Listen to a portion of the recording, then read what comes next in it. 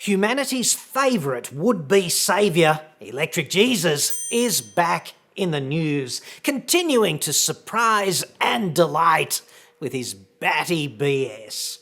He's definitely not getting any saner. Details next.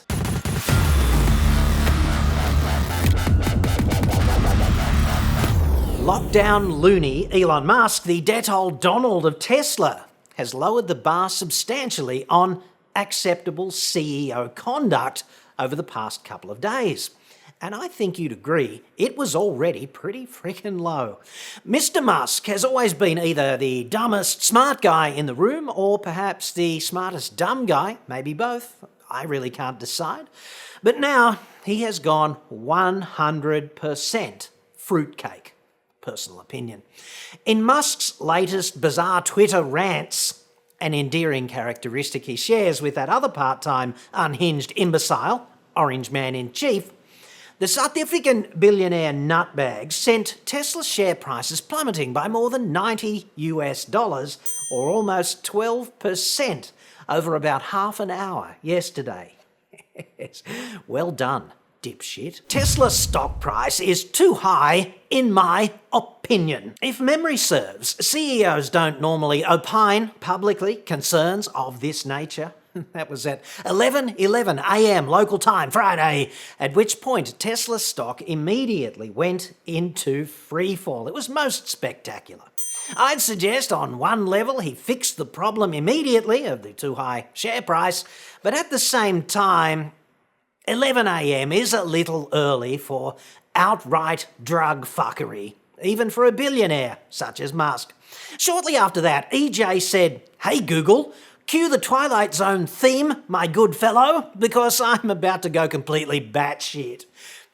He then tweeted, "I am selling almost all physical possessions. Will own no house." Interesting factoid, EJ owns 6 houses, and none of them are hovels, obviously. They're all within walking distance of each other. I don't know why. Glacé cherry on the icing of this particular accommodation cake. One of his domiciles previously belonged to the late Gene Wilder, who of course played Willy Wonka, which to me seems oddly fitting. Life imitating art, like that. Just one stipulation on sale. I own Gene Wilder's old house. It cannot be torn down or lose any its soul. When asked via tweet by one of his cult's disciples whether he needed cash or if this was just a protest of sorts against, quote, the world burning down, he helpfully clarified the situation. Don't need the cash, devoting myself to Mars and Earth. Possession just weigh you down. Yes, quite. He does sound somewhat possessed, and I agree wholeheartedly on this. Last time I had an infestation of demons, I felt as if I had put on 10 pounds, at least. It was terrible, frankly. I did not wear a G-string out in public for weeks. Excuse me.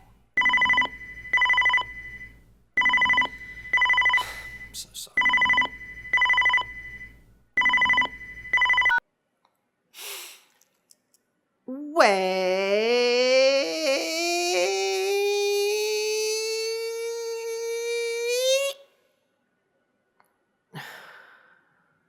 Really? I did not know we actually had a reporter out there in that neck of the woods. Isn't that lucky? It all seems highly improbable to me. Sorry. Well, okay. I mean, you're the boss. I love you too. Bye. I never thought we'd be doing that on this channel. It's more an auto expert thing, but anyway, they're always watching. And this is quite unexpected.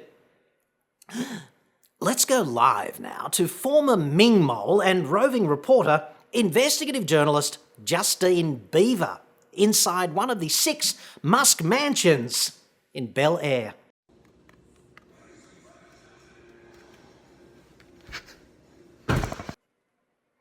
Interesting. Thanks, Justine. That does explain rather a lot now that I think about it.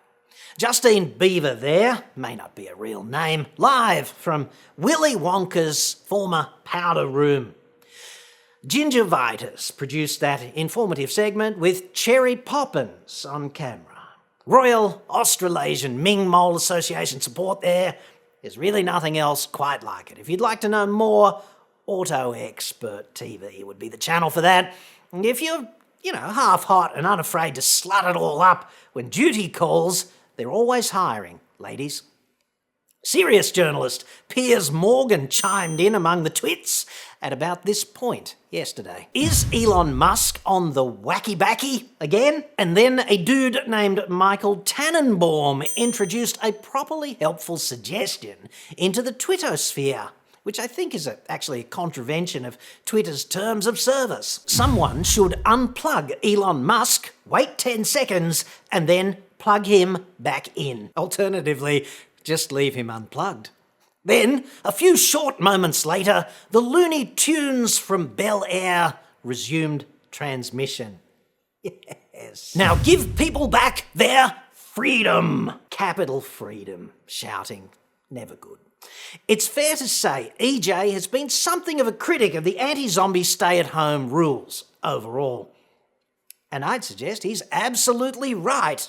This is just another example of big government overstepping the mark in their friggin' jackboots, presumptuously compelling citizens to remain alive without consent, depriving them of their constitutionally enshrined right to an early grave, as the founding fathers so correctly envisaged. Everyone knows that. It's right there in black and white, so look it up. It's next to the bit that, guarantees your freedom to be blasted by a hood rat brandishing a Tech 9. Yes. This points to a deeply concerning and highly discriminatory anti-pandemic bias among regulators. I think you'd agree. Electric Jesus then appeared to tweet the lyrics to the Star-Spangled Banner, as you do, #patriotism, before spending about 3/4 of an hour doing whatever the people like him do when they're not tweeting. I don't know, maybe running through the house with no pants, brandishing an axe, finger painting the walls with fresh feces, whatever. Before again tweeting, somewhat upliftingly, rage against the dying light of consciousness. Frankly, this is what happens when building codes are not followed and LSD leaches into the drinking water in Bel Air. And at about this point, the root cause of the underlying disharmony in the Musk household was somewhat clarified. My GF at Grimes is mad at me. He's talking about that Grimes who describes herself as, quote, elven technocracy, and clearly has no disconnection issues with reality whatsoever. So I'm not saying she's a nutcase, okay? If you've got allergies, I'd be maintaining some kind of safe distance. They're highly compatible people, I think you'd agree. Anyway, she's about to crank out Musk's 6th child, who is due on Monday, postnatal pandemic breeding. Yes. Just what the planet needs, I'd suggest. Another Musk. But inflicting that pair on an innocent child seems both cruel and unusual to me. Musk is actually an enthusiastic breeder. He had 5 kids, if memory serves, to his first wife, Justine, who's a Canadian author. He then upgraded to wife 2.0, 34-year-old British actress Tallulah Riley. He actually married her twice. They married, then divorced, then married again, and then divorced again. So right, so wrong, so right, so wrong. Oops-a-daisy. And after a substantial non-marital dalliance with Johnny Depp's former squeeze and hot but full-time needy nutbag Amber Heard, also 34, now he's upgraded to a 32-year-old elf technocrat singer, apparently. Grimes also has a real name, Claire Boucher, so that's nice. I sincerely hope he takes all 4 squeezes, 1 current and 3 past, to Mars at the earliest opportunity. Voyage of the friggin' damned. Worse even than the Ruby Princess. It's the same old story, really, isn't it? Billionaire nutbag nerd shopping in the early 30s entertainer aisle, hooking up with needy, insecure hotties paid professionally to pretend to be someone else, and wondering why it all ends in tears. Einstein famously opined the definition of insanity was running the same experiment over and over and over and over and expecting a different result. And yet, here we are. Moving on.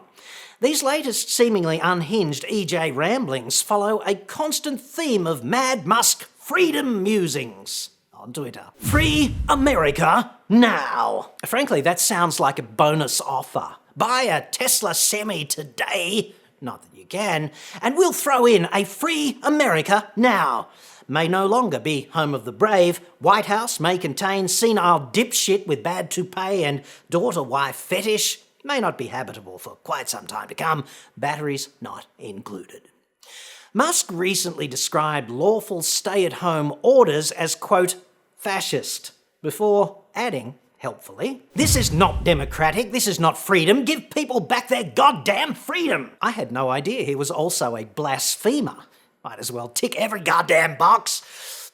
As hilarious as this all is, of course, it's worth noting that some people actually still look to Electric Jesus as if he is somehow humanity's last hope for salvation. They look to him for guidance, direction in life. I mean, in fact, he's just a dangerous nut with money and a heap of followers.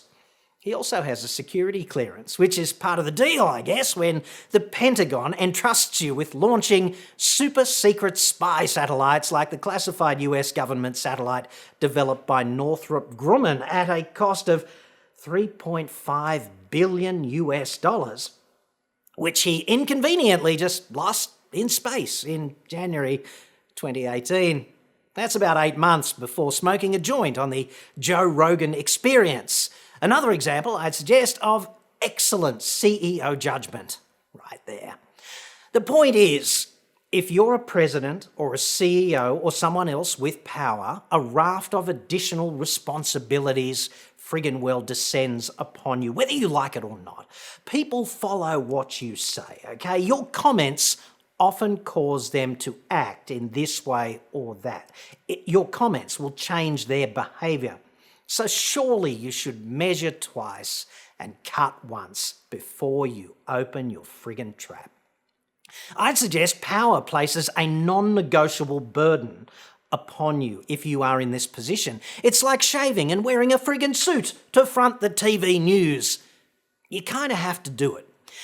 If you're in such a powerful position, this burden is yours. Intrinsically, only a narcissistic fuckwit would fail to see this. In week 3 of March, Musk publicly predicted this on Twitter in respect of the evolving zombie pandemic. Based on current trends, probably close to 0 new cases in US too by end of April. Well, at least he's consistent. Musk is a consistently dangerous idiot who could write everything he knows about epidemiology on the head of a friggin' pin. It's essentially the end of April now, right? According to the Centers for Disease Control and Prevention in the USA, the actual number of new zombie pandemic cases in the US is currently running at 20,000 per day. That's hardly, quote, close to 0. I think you'd agree.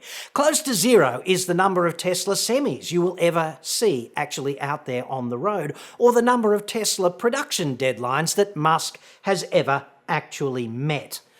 The number of people he will successfully send to Mars.